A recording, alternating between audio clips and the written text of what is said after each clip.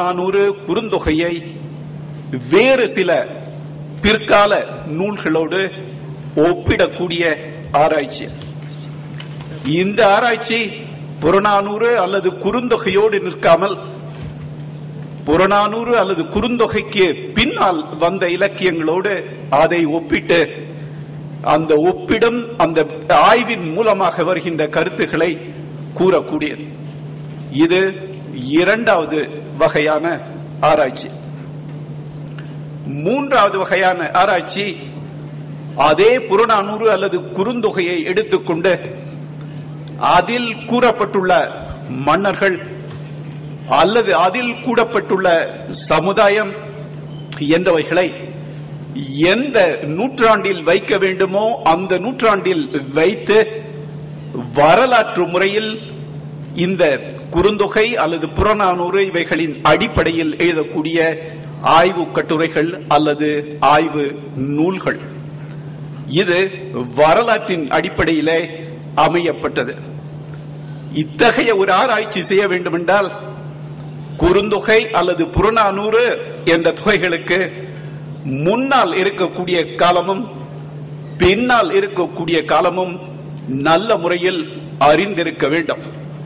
என்றால் ஐயா சொன்னது போல 21ஆம் நூற்றாண்டில் புறநானூறு என்றாலோ அல்லது குறுந்தொகை என்றாலோ அது எந்த ஆங்கிலேய நாட்டு இலக்கியம் என்று கேட்கக்கூடிய கேள்விகளுக்கு இவ்வாறு ஆராய்ச்சி செய்யும் பொழுது இடம் இல்லை. அது தெரியாவிட்டால் இத்தகைய ஆராய்ச்சியும் செய்ய இயலாது.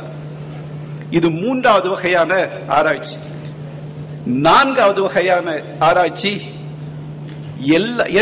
எல்லா பொருட்களையும் ஒருங்கு இணைத்த ஒரு ஆராய்ச்சி. அதாவது ஐயா அவர்கள் என்னை மன்னிப்பார்கள் என்றால் ஒரு 2 ஆங்கில சொல்களை சொல்கிறேன். Integrated study. முதலில் கூறியது டிஸ்கிரிப்டிவ், இரண்டாவது கூறியது கம்பேரிட்டிவ், மூன்றாவது கூறியது வரலாற்று முறையில் ஹிஸ்டாரிக்கல், நான்காவது நான் கூறுவது இன்டகிரேட்டட் ஸ்டடி. ஐரோப்பிய நாடுகளிலே இப்பொழுது நடக்கின்ற ஆராய்ச்சிகள் பெரும்பாலும் இந்த நான்காவது வகையை சேர்ந்த ஆராய்ச்சிகள்.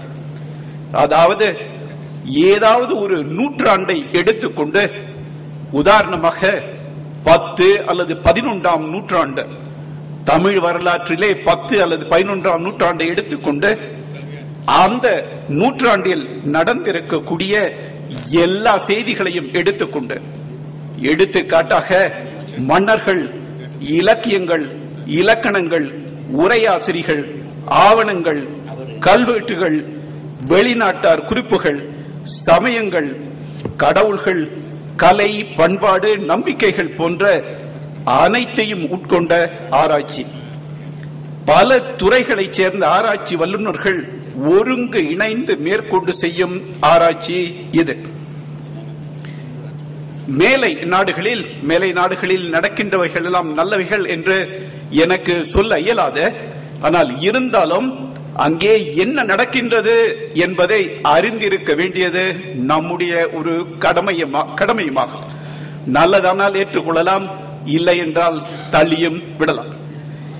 இத்தகைய ஒரு ஆராய்ச்சி செய்ய வேண்டும் என்றால் இப்பொழுது 21ஆம் நூற்றாண்டில் ஒரே ஒரு ஆராய்ச்சியாளருக்கு மட்டும் இந்த ஆராய்ச்சி செய்ய இயலாது.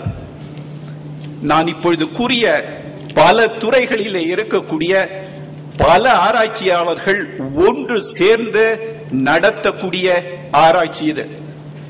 இவ்வாறு ஆராய்ச்சி செய்வதனால் தமிழ்நாட்டிலே 10ஆம் நூற்றாண்டு அல்லது 11ஆம் நூற்றாண்டில் எத்தகைய சமுதாயம் இருந்தது, மன்னர் எவ்வாறு இருந்தார், எந்த கல்வெட்டுகள் இருந்தன, அல்லது வெளிநாட்டார் குறிப்புகள் என்ன, இவை அனைத்தையும் வைத்துக் கொண்டு ஒருங்கு இணைத்து 10 அல்லது 11ஆம் நூற்றாண்டில் தஞ்சாவூரில் அல்லது சோழ வளநாட்டில் என்ன நடந்தது என்பதை பற்றி முழுமையாக நமக்கு ஆராய்ச்சி செய்ய இயலும்.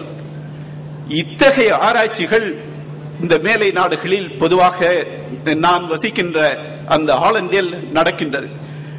அரசாங்கமும் இத்தகைய ஆராய்ச்சிகளுக்கு பெரும் பண நிதி உதவியும் செய்கின்றது. என்றால் ஒரு நல்ல ஒரு ஆராய்ச்சியாளர்களுக்கு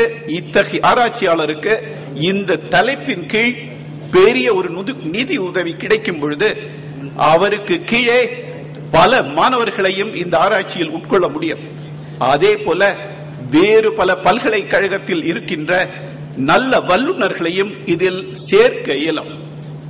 இத்தகைய ஆராய்ச்சிகள் செய்யும் பொழுது 2 அல்லது 3 ஆண்டுகள் அந்த விரிவுரையாளருக்கோ அல்லது பேராசிரியருக்கோ வேறு எந்த வேலையும் கிடையாது, கற்பிக்கின்ற வேலை கிடையாது, வேறு எந்த வேலையும் கிடையாது. இந்த ஒரே ஒரு வேலை மட்டும்தான். 3 ஆண்டுகள் முடியும் பொழுது ஒரு நல்ல ஒரு ஆராய்ச்சி முடிவு வரும். இவ்வாறு நடக்கின்ற ஆராய்ச்சி நம்முடைய தமிழகத்திலும் நடக்க வேண்டும் என்பது என்னுடைய ஒரு ஆசை.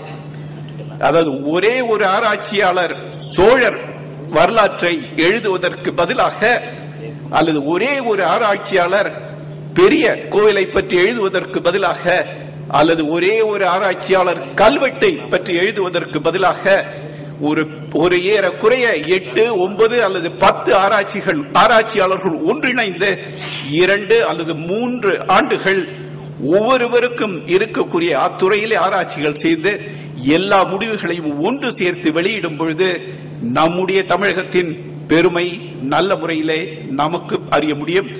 ஆராய்ச்சியாளர்களுக்கும் அதில் பெருமிதம் கொள்ள இயலும்.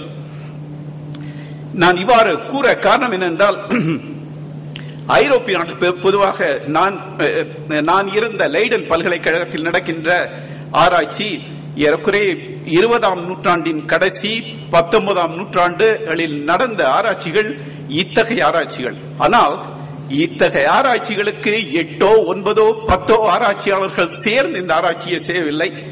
பெரும்பாலும் ஒரே ஒரு பேராசிரியர் இவை அனைத்தையும் இணைத்து ஆராய்ச்சி செய்கின்றார். அத்தகைய எடுத்துக்காட்டுகளாக இருந்த பேராசிரியர்கள் சிலரையும் எனக்கு கூற முடியும். ஒருவேளை உங்களுக்கும் தெரியலாம். மறைந்து போன ஒரு FBJ கைப்பர் என்பவருக்கு ஒரு உதாரணம். என்றால் அவருக்கு பல மொழிகள் தெரியும். என்றால் இந்தோ யூரோப்பியன் மொழிகள் தெரியும், கிரீக், லாட்டின். அது மட்டுமல்ல, நம்முடைய திராவிட மொழிகளும் அதில் தமிழும் அவருக்கு நல்ல முறையிலே தெரியும்.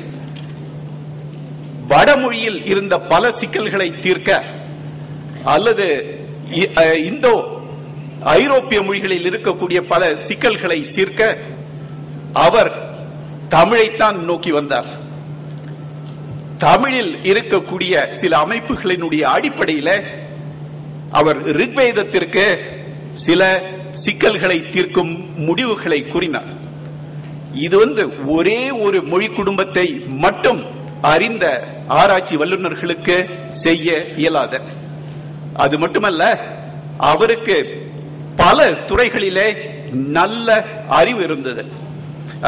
புதிய புதிய கருத்துக்களை அவருக்கு வெளியே கொண்டு வர முடிந்தது.